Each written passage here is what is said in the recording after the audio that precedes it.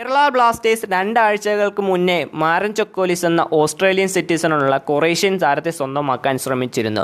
Australian citizen ഉണ്ടായതുകൊണ്ട് താരത്തെ Blasters Asian കോട്ട സൈനിങ് ആയിട്ടായിരുന്നു പരിഗണിച്ചിട്ടുണ്ടായിരുന്നത്. ISLലെ പുതിയ നിയമം അനുസരിച്ച് ഏഷ്യൻ കോട്ട സൈനിങ് ISLലെ ടീമുകൾക്ക് നിലവിൽ ബാധകമല്ലാത്തത് കൊണ്ട് തന്നെയും താരത്തിനെ സ്വന്തമാക്കാനുള്ള ശ്രമം ബ്ലാസ്റ്റേഴ്സ് ഉപേക്ഷിച്ചെന്നായിരുന്നു ഇന്ന് രാവിലെ പുറത്തേക്ക് വന്ന അപ്ഡേറ്റ്. അതിൻ്റെ കൂടെ തന്നെ ബ്ലാസ്റ്റേഴ്സ് പുതിയൊരു ഓഫർ താരത്തിനായി സമർപ്പിച്ചിട്ടുണ്ടെന്നാണ് ഇപ്പോൾ ലഭിക്കുന്ന അതിശക്തമായ റിപ്പോർട്ട്. അതുകൊണ്ട് തന്നെ താരത്തിൻ്റെ ഏജൻറ്റുമായി ബ്ലാസ്റ്റേഴ്സ് ഇപ്പോൾ ചർച്ചകൾ നടത്തുന്നുവെന്നും താരത്തിന് ഇപ്പോൾ ബ്ലാസ്റ്റേഴ്സ് മുന്നോട്ട് വെച്ച ഓഫറിൽ തൃപ്തനാണെന്നും അതുകൊണ്ട് തന്നെ താരം അടുത്ത സീസണിൽ ബ്ലാസ്റ്റേഴ്സിൽ കളിക്കുമെന്നാണ് ഇപ്പോൾ ലഭിക്കുന്ന അപ്ഡേറ്റ്. അതുകൊണ്ട് തന്നെ അടുത്ത സീസണിൽ ബ്ലാസ്റ്റേഴ്സിലേക്ക് മാരൻ ചൊക്കോലിസ് എന്ന ഓസ്ട്രേലിയൻ സിറ്റിസണുള്ള കൊറേഷ്യൻ താരം എത്തുകയാണെങ്കിൽ നിലവിൽ പന്ത് തട്ടിക്കൊണ്ടിരുന്നത് ഓസ്ട്രേലിയൻ ക്ലബ്ബായ മെൽബൺ സിറ്റിയിലാണ്. മെൽബൺ സിറ്റിയിൽ താരത്തിന് 2 ഗോളുകളേ ഉള്ളൂ 28 മത്സരങ്ങളിൽ നിന്ന്. അതൊരു കുറവായി കാണാൻ കഴിയില്ല.